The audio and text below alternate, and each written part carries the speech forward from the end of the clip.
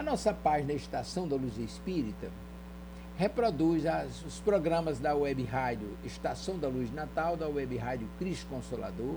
Mas se você quiser outras matérias, você vai lá na nossa playlist, tem ali uma quantidade enorme de palestras, os livros da codificação, entrevistas, vídeos e etc. Você vai encontrar um acervo que atende certamente às suas necessidades. Estudo, pesquisa e lazer. Qual o objetivo? Divulgar a doutrina espírita, sem fins lucrativos. E é por isso que reunimos aqui esse acervo e convidamos você para mais esse programa agora. Programa Espírita, estudo do livro Obras Póstumas, Perispírito e Anestesia, com Guaraci Silveira, de Juiz de Fora, Minas Gerais, com a transmissão da Web Rádio Estação da Luz Natal, reprodução aqui na página Estação da Luz Espírita.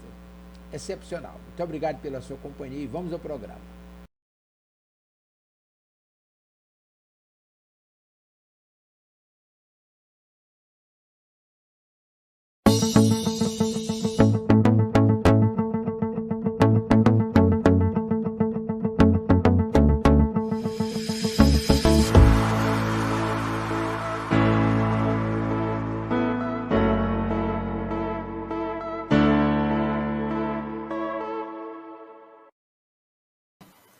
Bom dia, minhas irmãs e meus irmãos, sejamos todos muito bem-vindos a mais um programa Jesus no Lar,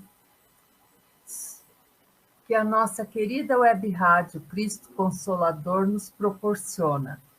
Sejam todos realmente muito bem-vindos a mais esse encontro gostoso, que seja um início de sábado bem abençoado, não é mesmo? Vamos fazer a leitura inicial do nosso livro Pão Nosso, de psicografia de nosso querido Chico Xavier, ditado pelo Espírito de Emmanuel. E o capítulo hoje é o 75, que diz assim: murmurações. E, gente, vocês vão ver que interessante. Como sempre, geralmente acontece, é muito legal. Nós estamos seguindo esse Pão Nosso desde o início dos nossos programas, né?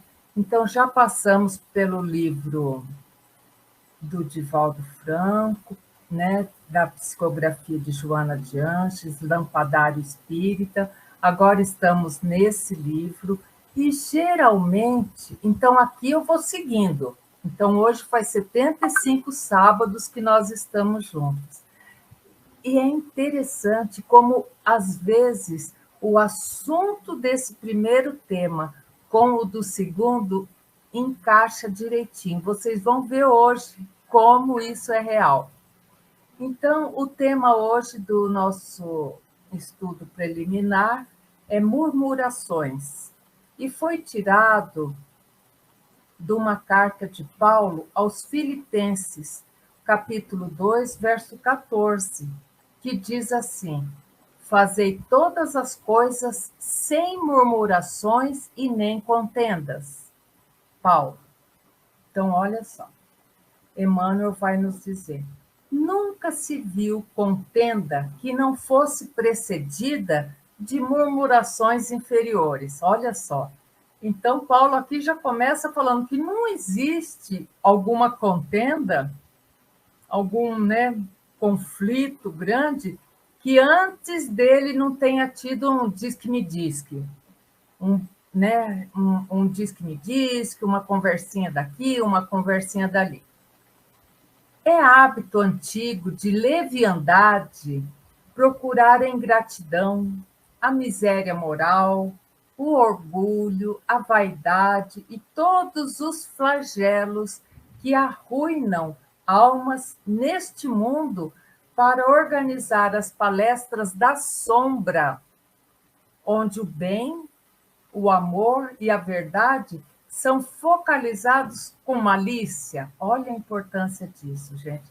Então, Emmanuel está nos falando que todas as vezes que nós agimos com leviandade, procurando a miséria moral do outro, né? A gente olha o outro e vê tudo de mal que ele tem e firma aquilo.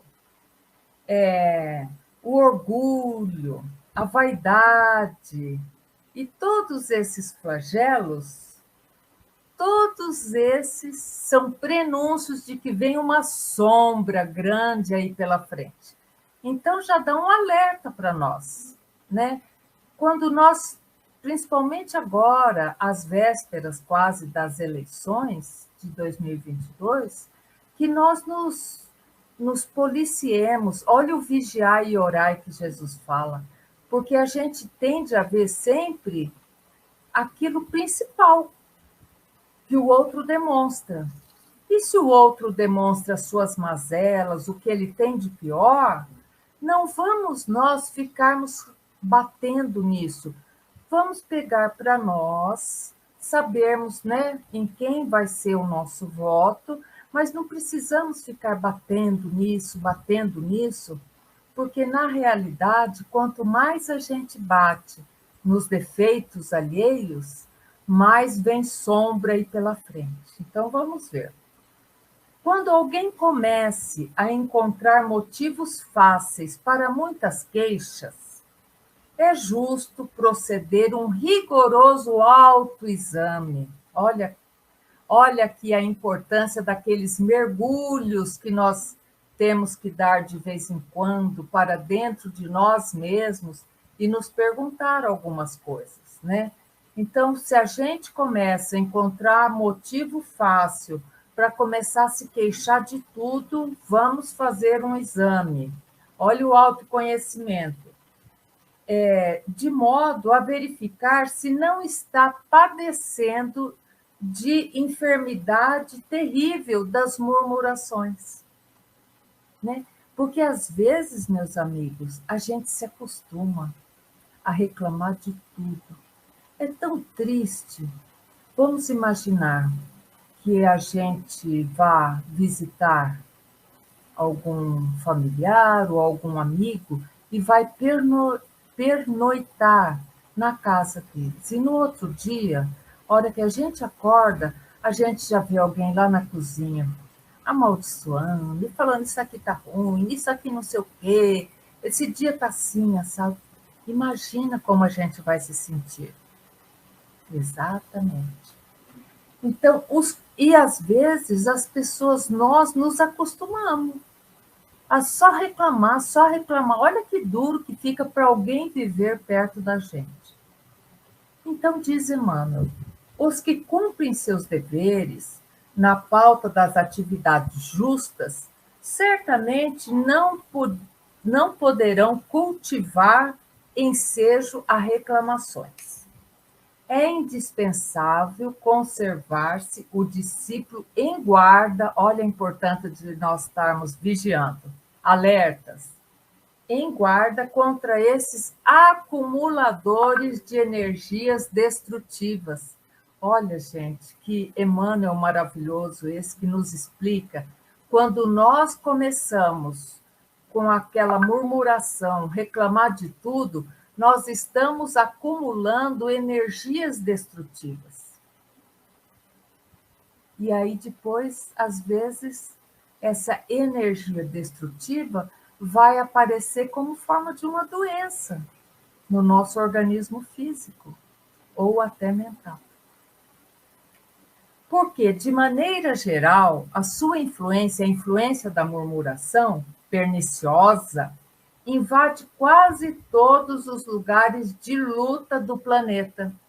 Por isso, meus irmãos, que naquele livro, No Rumo do Mundo da Regeneração, psicografia de Divaldo Franco, ditado pelo espírito Manuel Filomeno de Miranda, Manuel Filomeno de Miranda vai dizer que lá da espiritualidade, os espíritos benfeitores olham para a Terra e veem a Terra em volta, como se fosse uma nuvem densa, cinza, carregada.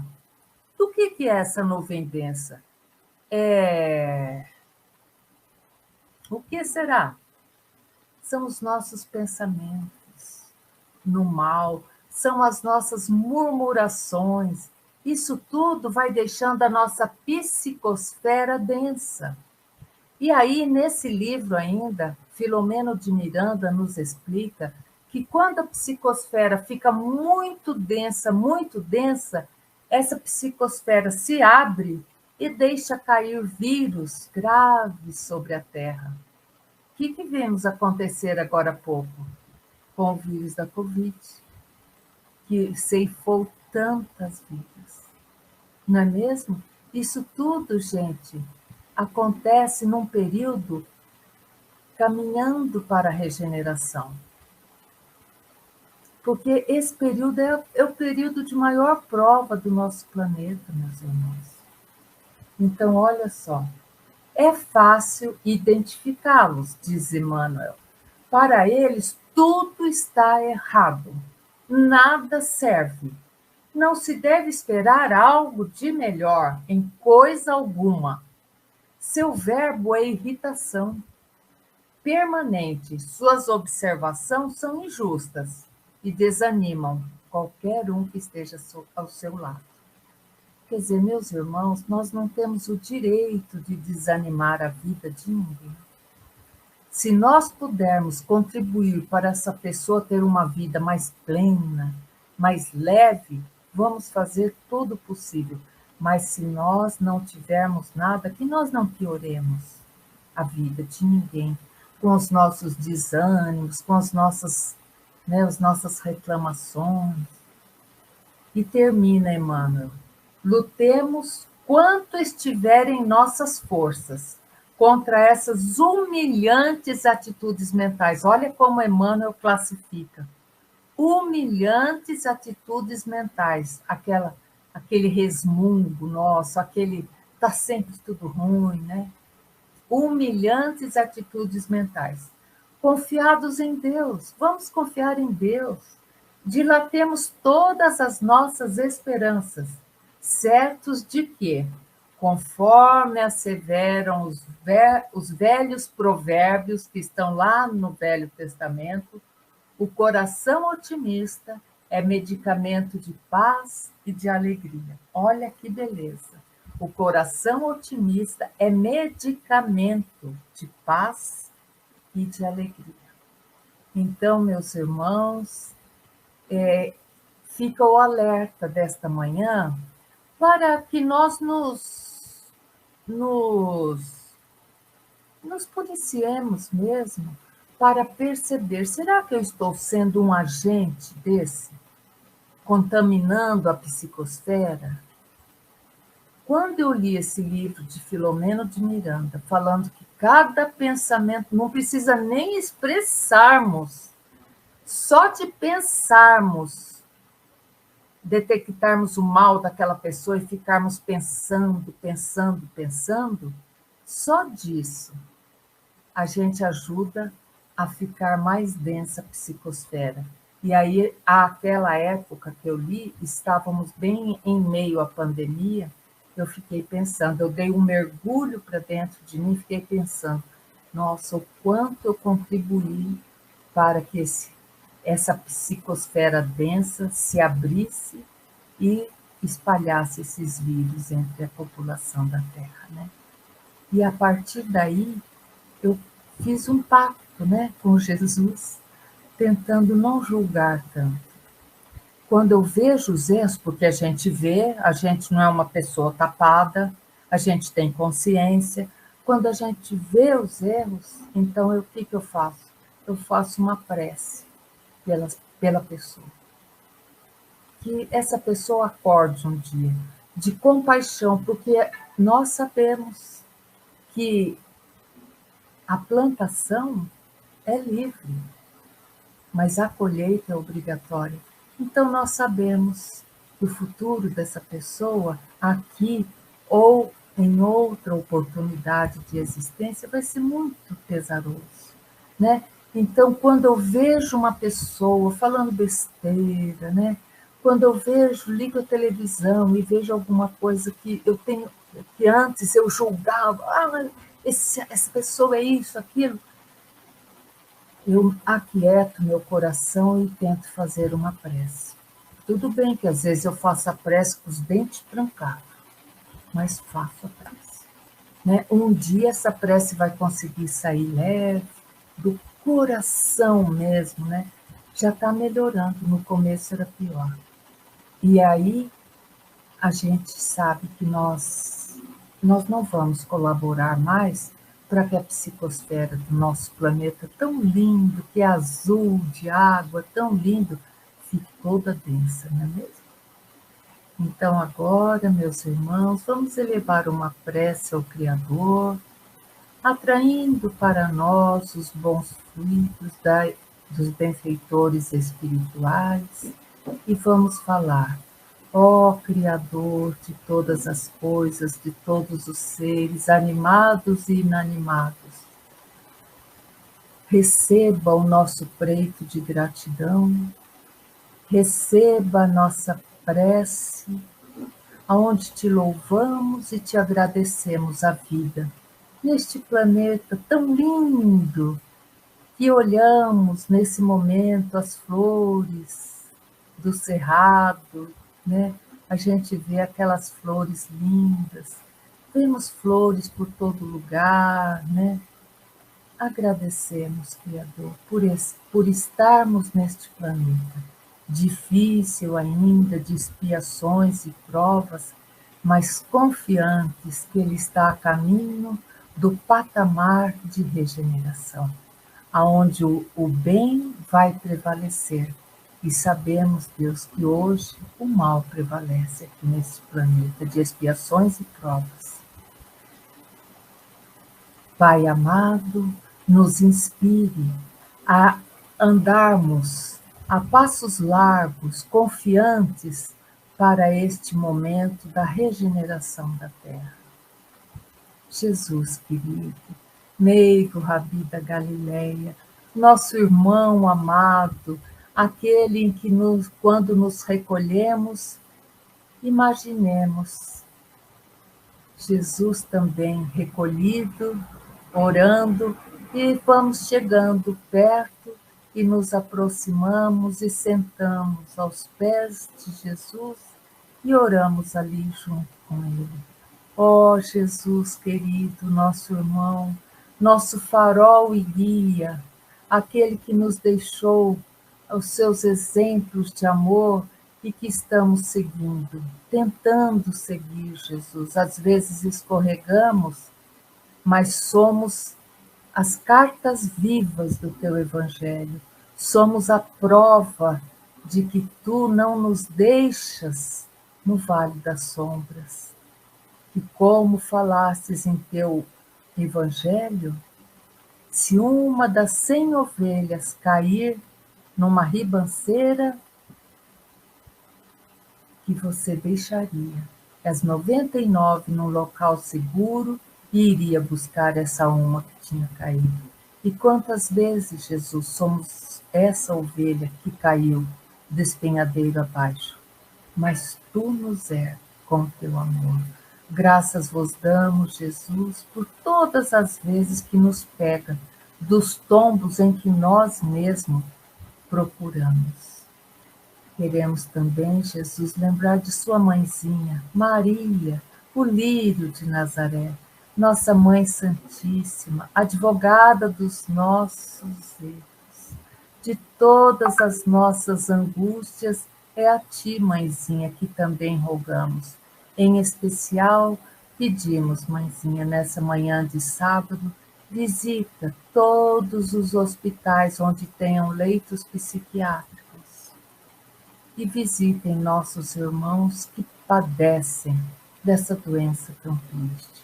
Visite, mãezinha querida, também a todos os doentes psiquiátricos que estão em suas casas, que estão nas ruas. Que a nossa prece, Maria de Nazaré, possa chegar a todos como um bálsamo refrescante em suas almas tão doloridas. Te agradecemos, mãezinha, por ser tu e tua equipe, teus servos, que visitam constantemente as zonas densas da terra em busca dos espíritos que já estão capacitados, que já conseguem pedir perdão, que já sentem acolhidos a serem içados para hospitais de tratamento na espiritualidade. Graças vos damos, mãezinha querida, por todo o apoio que dá a todos os doentes deste mundo. Também nesse momento queremos dar graças ao nosso anjo guardião, ao nosso espírito protetor, nosso espírito amigo, nosso espírito de um parente que já nos antecedeu na grande caminhada. Queremos dar graças ao nosso guia espiritual, entidades essas mais superiores que nós, que já entendem e só querem o bem, e que fazem por missão nessa vida ser nosso anjo guardião, nosso espírito protetor, e que sempre estão conosco, nos assoprando, nos intuindo o melhor a fazer. Graças vos damos, espíritos queridos. E nesse momento chamamos até nós os espíritos ainda tão equivocados quanto nós,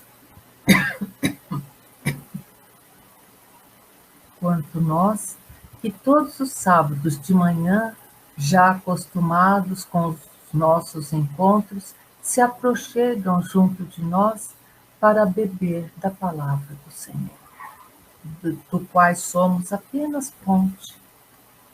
Por tudo, Jesus amado, nos abençoe o nosso encontro hoje e siga com nós, hoje e sempre. Graças a Deus. Então, nesse momento, meus irmãos, vamos dar início à segunda parte do nosso programa, que é retirado do livro Jesus no Lar, de psicografia de Chico Xavier, e ditado pelo espírito Neio Lúcio. E o capítulo hoje é o 15, que diz: O Ministro Sábio. Vamos ver, né? Que sabedoria nós vamos aprender hoje com esse ministro. Lembrando que esses encontros eram feitos na casa de Simão Pedro, e ali estavam todos os discípulos reunidos, sempre no final da tarde, esperando uma palavrinha de Jesus. E Mateus, nesse dia, discorria solene sobre a missão dos que dirigem a massa popular, especificando deveres dos administradores e dificuldades dos servos. Então, Mateus, de todos os apóstolos, Mateus era o mais culto. Então, Mateus, naquele dia, estava, falando, comentando ali naquele encontro com Jesus, sobre a missão dos governantes. Seja prefeito, seja, hoje em dia, prefeito, governador, presidente, qualquer governante que dirigia uma massa popular. E aí ele falava dos deveres dos administradores e das dificuldades dos servos, de nós, da população. E a conversação avançava pela noite adentro, quando Jesus, notando que os aprendizes lhe esperavam a palavra amiga, narrou sorridente. Percebem, gente, que Jesus era de muito bom humor? Jesus não era reclamão. Não, sempre parece que Jesus sorria. Jesus acalmava, não é mesmo? Então, olha só. Jesus, então, sabia, que depois daquela... Porque sempre assim, um dos discípulos começava a falar sobre algum tema e Jesus pegava, a dica e aí explicava sobre a luz divina, Jesus sempre muito bem inspirado, E aí ele vai contar a seguinte história. Um reino existia em cuja intimidade apareceu um grande partido de adversários do soberano que governava o país. Olha só. Então, era um reino que antes só tinha o partido do rei, e aí apareceu um outro partido, né? Pouco a pouco, o espírito de rebeldia cresceu em certas famílias revoltadas, e há breves semanas, toda uma província em desespero se ergueu contra o monarca, entravando-lhes as ações. Olha só. Então, enquanto só tinha um partido, o monarca fazia tudo do seu jeito, que ele achava melhor. Aí apareceu um outro partido, esse outro partido começou a ver os erros, os equívocos desse rei e começou a botar a boca no trombone, começou a falar para toda a população, apontar os erros. E aí a população ficou tão revoltada que o rei não conseguia mais fazer nada. Naturalmente preocupado, o rei estava preocupado, porque o reinado dele estava em perigo. Ele convidou um hábil juiz, ele pensou, vou trazer um juiz aqui, né? Para os encargos de primeiro-ministro do país. Ele falou, estou precisando de um primeiro-ministro que me ajude a administrar esse país, para ver se, né, a população acalma. Desejoso de apagar a discórdia. Rei nenhum quer discórdia no seu reino, né? Mas o que fez o juiz? O juiz começou a criar quantidade enorme de leis, de decretos, de documentos escritos que não chegaram a operar a mínima alteração. Sabe aquelas leis que não pegam? No Brasil tem isso, né? Tem leis ótimas, não pega. Lá também não pegou nada, nada, nada. Desiludido, o imperante substituiu, o rei substituiu, tirou o juiz, falou, não está dando certo, né? Substituiu por um doutrinador famoso, falou, aquele cara lá tem o dom da oratória, ele doutrina qualquer um, doutrinador famoso. O tribuno, que gostava de uma tribuna, né, porém, conduzido à elevada posição de ministro, desfez-se em discursos veementes e preciosos que não modificaram a perturbação reinante. Entende, gente? A população estava cansada de discurso vazio. Ah, porque eu faço, eu aconteço, mas não falava como, onde. Então, continuavam os inimigos internos desse rei. E esses inimigos internos iam fazendo igual os mineiros, comendo pela beirada, não é assim que a gente fala? Eles iam solapando o prestígio nacional, até no exterior. Não era só naquele reinado, não. Eles mandavam emissários de navio para outros reinos distantes, falando assim, vai lá, e conta para aquele outro governante, para aquele outro rei, a barbaridade que está esse país. E aí ia. Hoje em dia, se contrata um DJ famoso e os índios, né, cantam junto com o DJ na ONU. Olha que beleza. Era mais ou menos o que acontecia lá. Não tinha DJ, e não tinha os índios, porque já era um reinado, já devia ter dizimado todos, né? Então, o que acontecia? A mesma coisa, falou, vai lá e conta para os outros reinos tudo que está acontecendo aqui nesse país. E aí, o soberano não aguentou, tirou o doutrinador famoso do cargo de ministro, começou a trocar ministro, e pediu socorro a quem? A um sacerdote. Ele falou, agora vai dar certo. É o homem que mexe com as leis divinas. Contratou um sacerdote para primeiro-ministro. E o sacerdote, a hora que se viu situado no cargo, assinou lá o termo de posse de primeiro-ministro, a amaldiçoou de imediato os elementos que eram contrários ao rei. Amaldiçoou todos. O que aconteceu? Piorou o problema, porque eles se sentiram excluídos. Eles queriam casar e não podia mais na Igreja Católica, eles queriam casar e não recebia mais o sacramento, né? Por exemplo. Por quê? Porque foram todos amaldiçoados, né? Então, vejam só, piorou o problema do reino, porque todo mundo ficou muito irritado, gente, muito irritado. Desencantado, ó, o rei estava... Primeiro ele ficou preocupado, depois ele ficou desiludido, aí depois ele já ficou meio desesperado, ele está agora desencantado. Desencantado, o monarca trouxe um médico, falou, esse povo está precisando de médico, agora com o médico vai dar certo. Trouxe um médico, a direção desse ministério, e botou esse médico como diretor-geral dos negócios daquele reino. Olha só, hein? Mas tão logo o médico se viu no palácio, partilhando honras públicas, né? A plebe toda chegava e se reverenciava diante daquele médico, que agora era ele que dirigia todos os negócios do rei.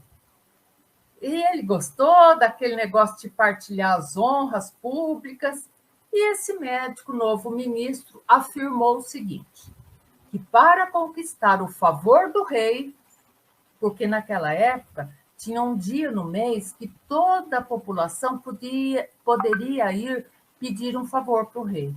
Se o rei achasse justo, junto com o ministro, o favor era concedido.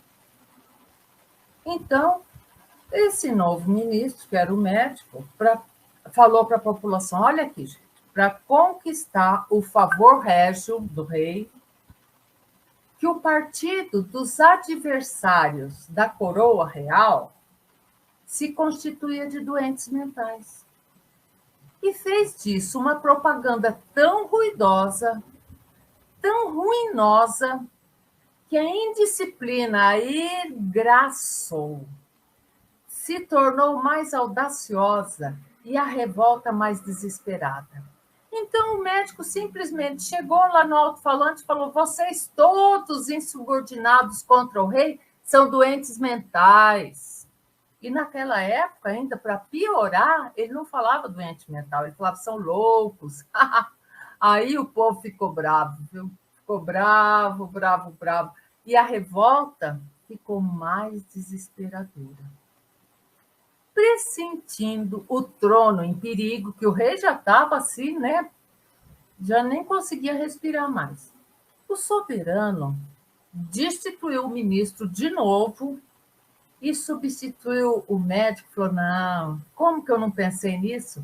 Eu estou precisando é de um cara do exército, um general. Vou botar um general aqui como primeiro-ministro, linha dura, eu mando e arrebento.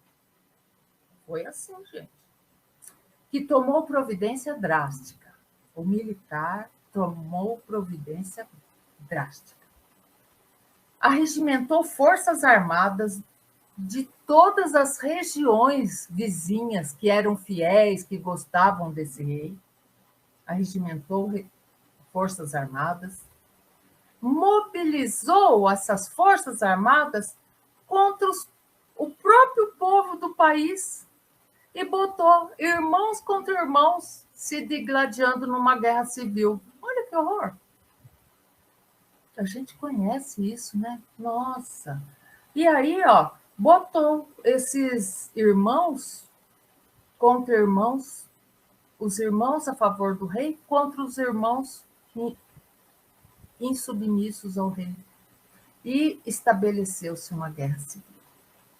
E quando a morte começou a ceifar inúmeras vidas, porque toda guerra é uma insanidade, né?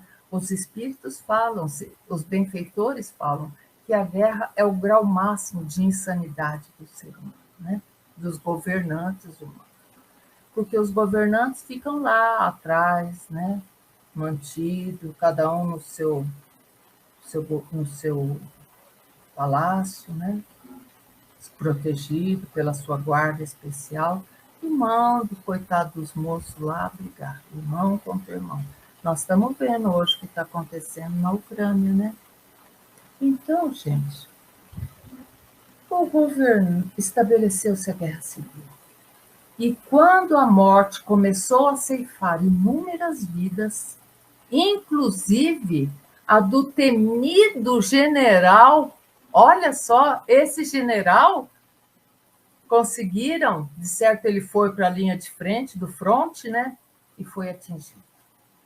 Então, estabeleceu-se a guerra civil.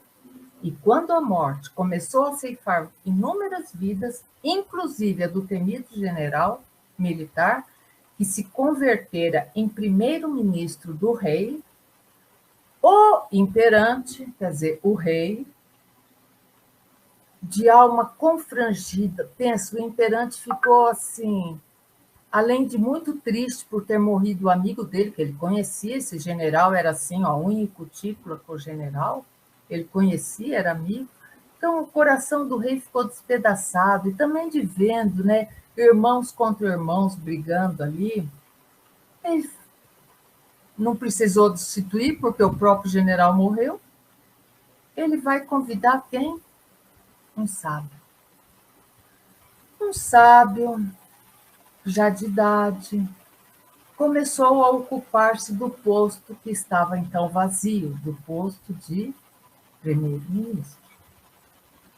O sábio chegou à administração, meditou algum tempo, olha só, o sábio já foi expedindo algum decreto, fazendo... Não, ele meditou algum tempo. Sábio que é sábio, ele medita não só para ter mais clareza, mas ele medita para pedir a Deus que abra sua inteligência para que ele veja com clareza o que está acontecendo ao redor dele. Então, ele meditou algum tempo e deu início às novas atividades. Esse sábio não criou novas leis, nenhuma.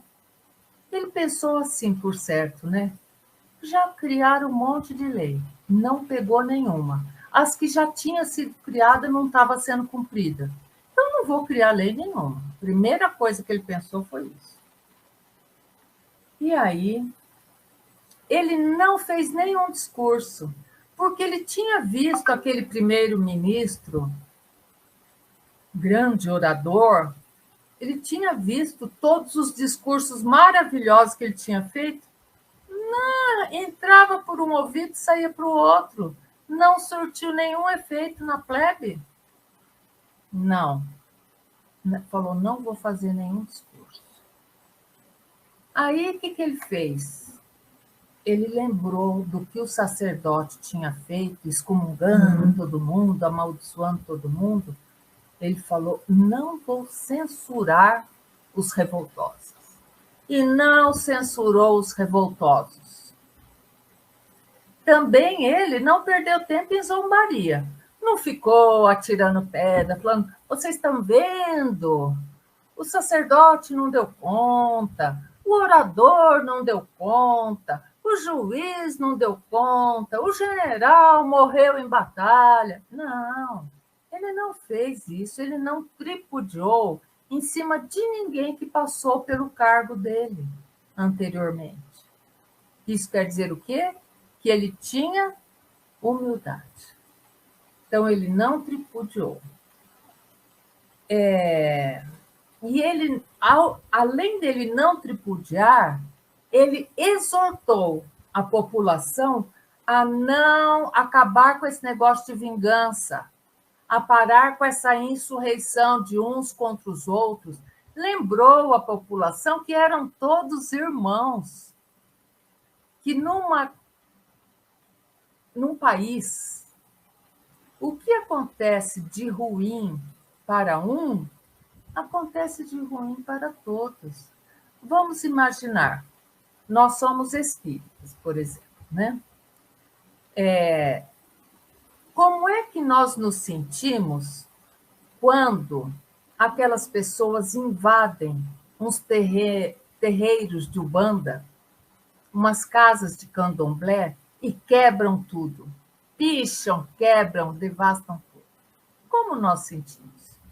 Como nós sentimos quando uma outra religião invade uma igreja e quebra uma imagem de Nossa Senhora? O que acontece de ruim para os outros nos atinge, gente. O que acontece quando a gente vê um irmão nosso, só porque a cor não é clarinha assim, é preto, fica com a bota de um policial que era para resguardar a vida da população, apertado no pescoço até morrer, matar. Aquilo só atinge aquele preto? Não, aquilo atinge a cada um de nós. E quando, meus amigos, nós vemos esses casos horríveis de discriminação porque a pessoa é homossexual,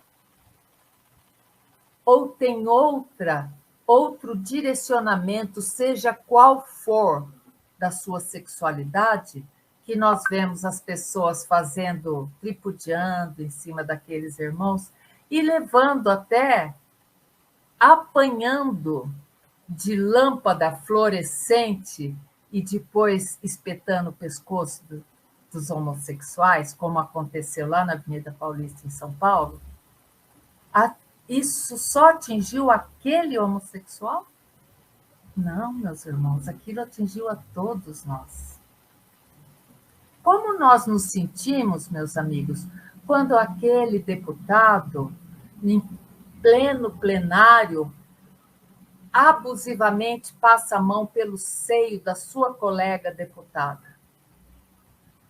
Só ela que foi abusada? Não, todos nós nos sentimos abusados. Entendem, meus irmãos? Entendem que o que acontece na sociedade acontece para todos nós. Tem um pouquinho de nós em cada um deles.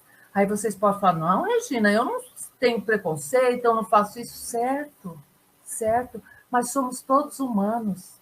Nós estamos em cada um, tanto naquele que sofreu a ofensa, como naquele que praticou a ofensa. Porque nós somos da mesma matéria. Da mesma matéria. Entende, meus amigos? Como a coisa ataca a todos nós? Então, vejam só.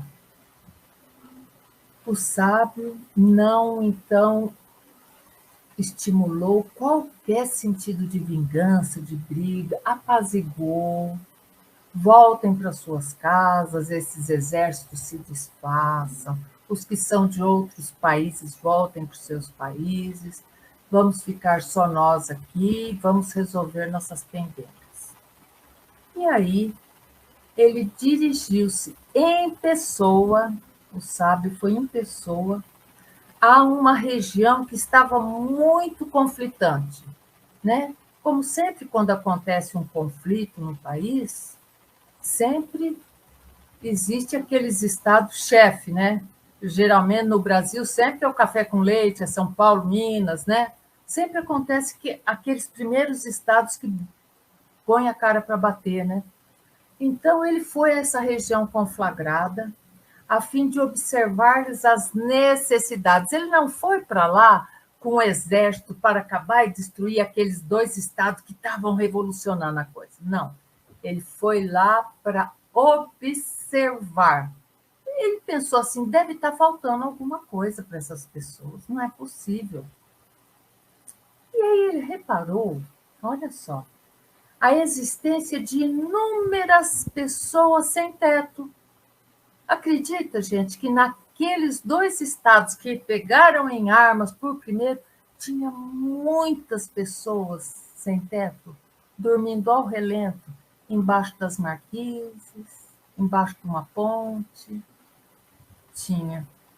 Aí, o que aconteceu? Essas pessoas, ele ficou observando, eles batiam todo dia nas portas para procurar emprego, não conseguiam. A economia do país estava tão ruim que não produzia mais empregos. Então, eles estavam sem teto, sem trabalho, e aí ele começou a reparar qual era o nível de instrução. Nenhum daqueles sem teto, com raras exceções, tinha terminado o ensino fundamental de hoje. Mas alguns sabiam assinar o nome, muitos nem sabiam ler. Olha só.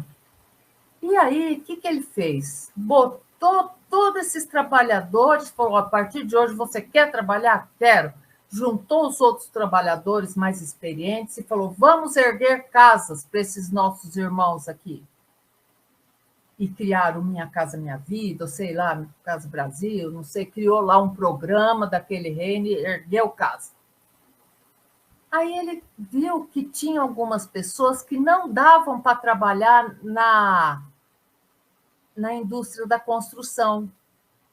Mas as pessoas ali, mexiam com qualquer tipo de engrenagem, qualquer tipo de ferro, moldavam qualquer tipo de ferro que precisava. Ele abriu oficinas, falou, vem cá, você entende isso aqui? O cara falou, eu entendo, já fui ferreiro uma vez, mas perdi o emprego. Vem cá, meu irmão. E você? Não, eu estou aprendendo, apareceu um motorzinho aqui, não sei nem o que é, já aprendi a desmontar e montar ele. Vem para cá, vem trabalhar aqui, você vai ter um salário mínimo. Foi assim. Aí ele viu que não tinha educação, né? Ele construiu muitas escolas, pegou os mais que tinham mais educação naquele reino e falou, deu um salário digno e falou, você vai educar essas crianças, vai educar esses adultos. Fez o enseja lá e mandou ver. Olha só. E aí ele lutou, pensa que esse sábio lutou com valioso espírito de entendimento e fraternidade. Ele acabou com a preguiça, era um povo muito indolente, sabe? Se chover canivete aberto, eu vou para debaixo ali, se chover canivete fechado, eu pego. Era aquele povo indolente, mas ele lutou contra a preguiça. Ele ofereceu vários tipos de trabalho. Em alguém se fala, eu sei fazer isso, ou eu gostaria de aprender. Ele falava, venha. Deu trabalho para deixar todas aquelas pessoas se sentirem dignas. E aí tinha sempre uma palavra de apoio, de estímulo. Preguiça e ignorância foi acabando, passo a passo, mês a mês, ano a ano. Não transcorreu muito tempo e todas as discórdias do reino desapareceram. Desapareceram porque a ação concreta do bem eliminara toda a desconfiança, toda a dureza, toda a indecisão dos espíritos que estavam enfermados e inconformados. Então, o bem prevalece, meus irmãos. Com toda certeza, anota aí, o bem prevalece. Às vezes, nós achamos que esse país, esse mundo, não tem mais jeito. Não, é uma falsa ideia. O bem prevalece, meus irmãos. Afinal, nosso país não está à deriva. Dr. Bezerra de Menezes fala, não está uma troca, meus irmãos. Nós temos Ismael cuidando aqui desse rincão querido do nosso país. Então, olha só, Mateus, encantado, contemplava o Senhor embevecido, deliciando-se com as ideias de bondade salvadora que enunciara Jesus. E Jesus, respondendo-lhe a atenção, porque Jesus viu a expressão de Mateus, né? Porque a conversa começou de Mateus, né? E Jesus pegou o ensejo, né? E aí, ele vendo a expressão de Mateus, Jesus deu um luminoso sorriso e acrescentou, para finalizar com chave de ouro, como sempre Jesus, né? E ele falou, o ódio pode atear muito incêndio de discórdia no mundo. mas nenhuma teoria de salvação será realmente valiosa sem o justo benefício aos espíritos que a maldade ou a rebelião desequilibraram. Tá vendo, gente? Não é eliminando aqueles espíritos maus que vai ficar tudo bem, não. Porque senão o mal ia ter mal, o mal ia ter mal, o mal. Essa roda do mal tem que quebrar, meus irmãos. Então, olha só. Olha só, vamos só reler para ver a importância dessa chave de ouro de Jesus. O ódio pode atear muito incêndio de discórdia no mundo, mas nenhuma teoria de salvação será realmente valiosa sem o justo benefício aos espíritos que a maldade ou a rebelião desequilibraram. Porque a gente percebe, meus irmãos, que são espíritos altamente desequilibrados. Por isso que a gente fala, a gente tem que orar e ter compaixão, não é mesmo? Para que o bem possa reinar entre os homens, finalizou Jesus, há de ser uma realidade positiva no campo do mal. Tanto quanto a luz há de surgir pura e viva, a fim de expulsar as trevas. Então, entende, meus amigos? Só expulsa as trevas a luz, pura e viva. Não expulsa a terra mais ódio. Não expulsa a treva mais ódio. Não. Então, nós só vamos vencer a batalha com amor, com respeito, com fraternidade, né? Com dignidade, não é mesmo? Eu achei assim uma delícia essa história de Jesus. E a gente vê como ele fala a língua das nossas inquietações, né? Do mundo atual. Ai, ai, que coisa boa, meus irmãos. Muito feliz por estar aqui nesse sábado, já desde já desejando um sábado de muita luz, né? Porque Jesus nos avisou, né? Que a luz tem que ficar acima. A gente não pode botar a candeia embaixo da mesa. Ó, tem que estar sempre acima para iluminar o máximo que pode, né? Então, sejamos nós essa luz do bem, da calma, do equilíbrio, da prece, da compaixão, né? Sejamos nós. Vamos vencer, meus amigos. O mundo está precisando disso. Eu fico pensando assim, né? Se o mundo todo entendesse isso que nós estamos entendendo, seria tão bom, né? Mas tem tanta gente, com outras palavras, falando isso, mostrando outros exemplos de Jesus também pelo mundo todo, né? Que é assim que o mundo de regeneração vai chegar para nós um dia, com certeza. Meus irmãos, que Jesus abençoe profundamente a cada um de vocês, a família de vocês, os amigos, os colegas de trabalho, os colegas de grupos, que sejam todos grandemente abençoados. Agora, nós vamos fazer aquele Pai Nosso lindo, que eu sempre fico tão feliz com esse Pai Nosso, porque ele decodifica tudo de uma maneira poética, né? É o Pai Nosso sobre a ótica poética de José Silvério Horta. E ele vai nos dizer: Pai nosso que estais nos céus, na luz dos sóis infinitos, Pai de todos os aflitos deste mundo de escarcéus.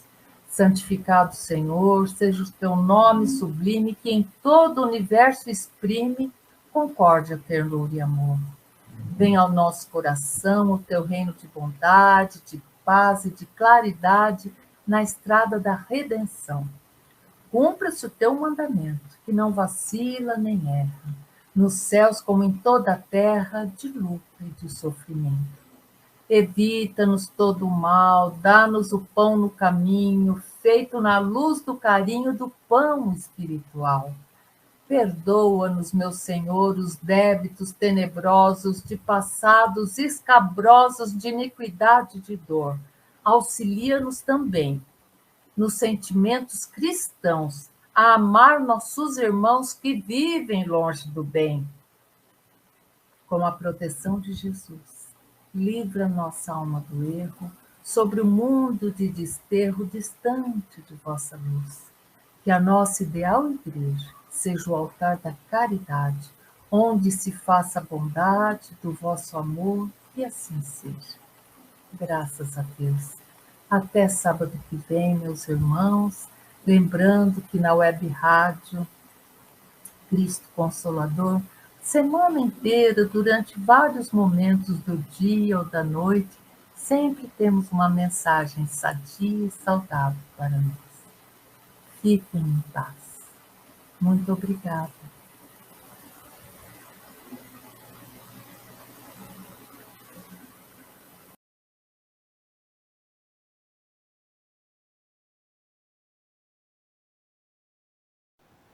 Chegamos ao final da nossa atividade. Muitíssimo obrigado mesmo pela sua companhia e espero você no próximo evento.